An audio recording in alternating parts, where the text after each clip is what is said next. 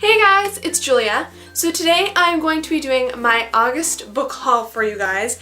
And this month I kind of accumulated a lot more books than I planned to accumulate, but that is because I started working at Indigo, which is basically the Canadian equivalent of Barnes & Noble. So I kind of got a lot of books from working there, because that's what happens. So I am just going to get right into it because I have a lot to show you. My first books that I have today are a bunch of ARCs, and since I work at a bookstore now, apparently we get sent ARCs and we are just kind of allowed to take them. The first ARC that I have for you guys is Untwine by Edwidge Danticat. This one comes out on September 29th. So this book is about these very close twins whose names are Giselle and Isabel, and they are super close and they kind of band together because they're kind of going through a tough time because their parents are planning on getting divorced. Tragedy strikes, as it inevitably does in most situations. Giselle wakes up in a hospital unable to speak or move, and she kind of has to look back on her life and see how the people around her and her family, and especially her sister, have shaped her, and kind of she needs to decide what she wants to do. And I'm getting a very, very similar vibe to If I Stay with this book, because it's kind of like a similar situation. You know, there's a girl and she's in a life-threatening situation and she kind of has to decide if she wants to stay or if she wants to go. So the next arc that I have is An Inheritance of Ashes by Leah Bobet, and this book I do not know much about, and let me just read what's on the back. A stark, beautiful fantasy that explores the aftermath of the battles we fight and the slow, careful ways love can mend a broken heart and a broken world.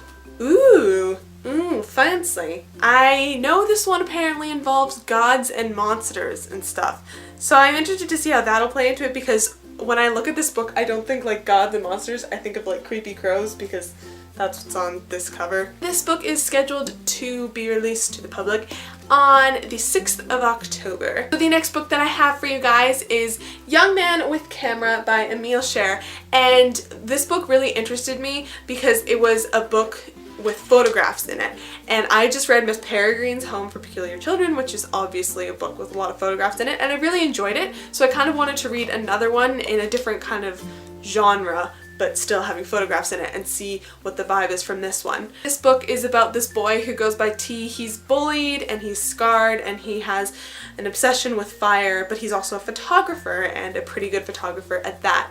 And then one day he's out taking photos, I'm assuming, and he catches this assault on camera, and the attacker wants to silence his pictures. And it says that going to the police could be deadly, but keeping the truth a secret could be worse. So I think this one looks really interesting, and I'm really excited to see how this one plays out. This book will be coming out on September 29th. The last arc that I have, probably the most beautiful arc I've ever seen, is The Marvels by Brian Seltzink. The man who wrote this book also wrote The Invention of Hugo Cabaret and also Wonderstruck, which are both books that are told through both illustrations and words, and I read The Invention of Hugo Cabaret and I loved it. It was so cool, and I'm really excited because this book is the same idea.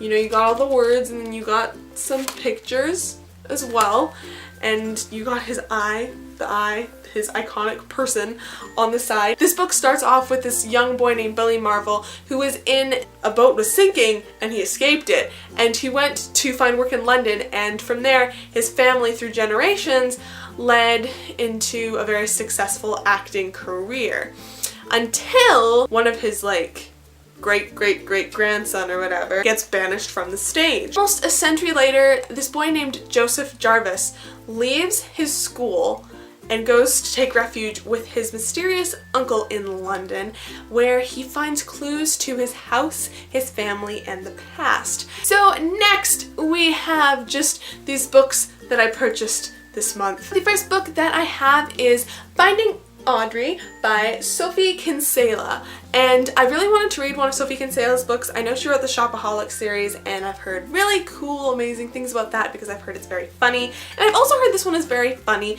as well. This book is about this girl named Audrey, and she has this anxiety disorder, and I believe she has to wear glasses because I think she might not making eye contact with people, but she kind of sinks into the shadows. She meets her brother's friend Linus, who she begins to open up to. It affects her and her looks on romantic things and her life and her family as well, and I've just heard amazing things about this one. I think this book is really pretty too. I really like the color scheme. So the next book that I have is Shadow Kiss by Rochelle Mead, which is the third book in the Vampire Academy series. If you've been watching my videos lately, you know I've been loving the Vampire Academy series, and I finally picked up this one so I can continue on. Apparently in the next few books stuff goes down, and I want to know what happens. So the next books that I got, I am so excited for, and they are Crown of Midnight and Heir of Fire by Sarah J. Maas. I am obsessed with the Throne of Glass series.